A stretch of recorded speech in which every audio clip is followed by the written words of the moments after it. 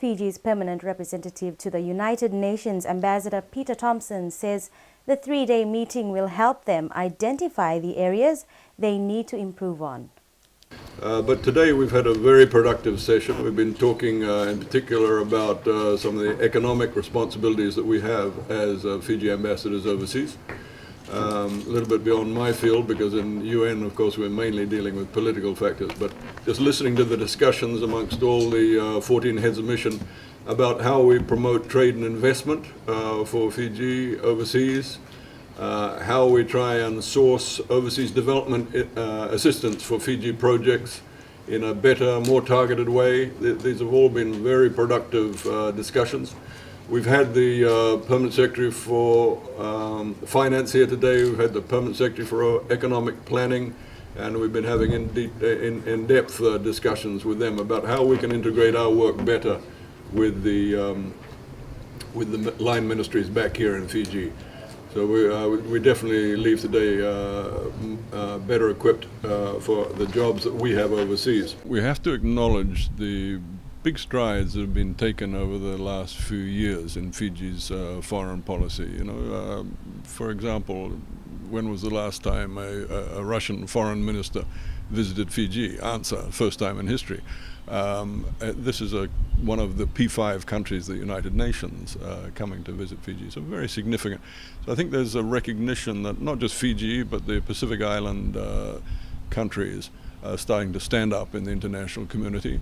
We've been forced to by various circumstances, one of which is climate change and sea level rise, to be much more vocal and aspirational in our work in the international community. While Fiji continues to champion the rights and interests of small Pacific Island developing countries through organizing and chairing regional meets, it has also affected the seriousness of climate change through the establishing of a climate change unit within the Foreign Affairs Ministry, a unit that focuses on climate change policies in the region. The consultations for the past few days has assisted in identifying new strategies to improve performance, strengthen cooperation, and encourage teamwork amongst the missions, the ministry, and relevant agencies. They are accepting the message which we are giving them 100%, which is that we've had some problems, we're sorting them out ourselves, and we've got a good, steady, calm, peaceful progress towards truly democratic, hopefully sustainable democracy in 2014 onwards for this nation. And that's good news, so of course they accept it in a positive spirit. Prime Minister Voreqe Bainimarama had set the tone this week, challenging Fiji's High Commissioners, Ambassadors and Consul Generals to adopt a multi-pronged approach that will help enhance Fiji's presence in the international arena. Fiji is no longer a minor player, as bilateral links amongst major economies such as Russia, the US and China has greatly elevated our status in the Pacific region. Fiji's foreign relations has matured and developed since 2006 as efforts in national building has moved to greater heights.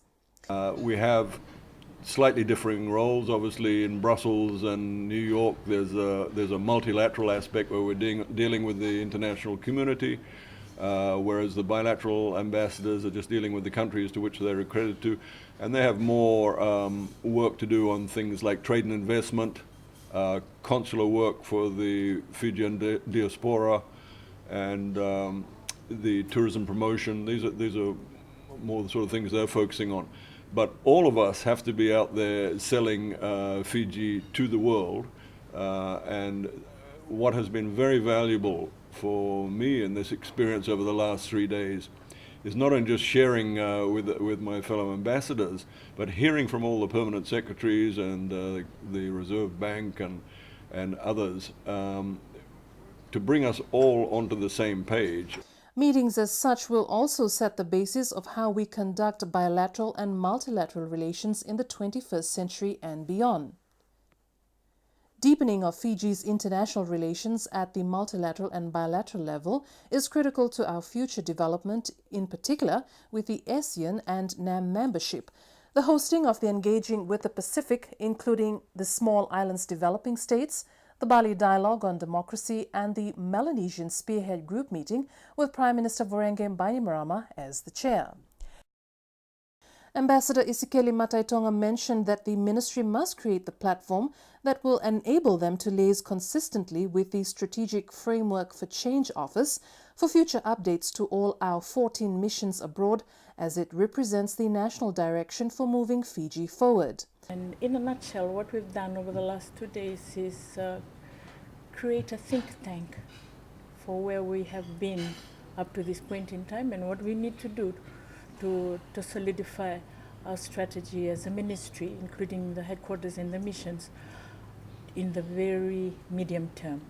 After all, diplomacy is not the instrument of the last resort, neither is it a luxury, but it is an exercise which all stakeholders will need to amplify to further enhance and raise our status in the international community. The 3-day forum was officially closed by His Excellency the President Ratu Epeli Nailatikau.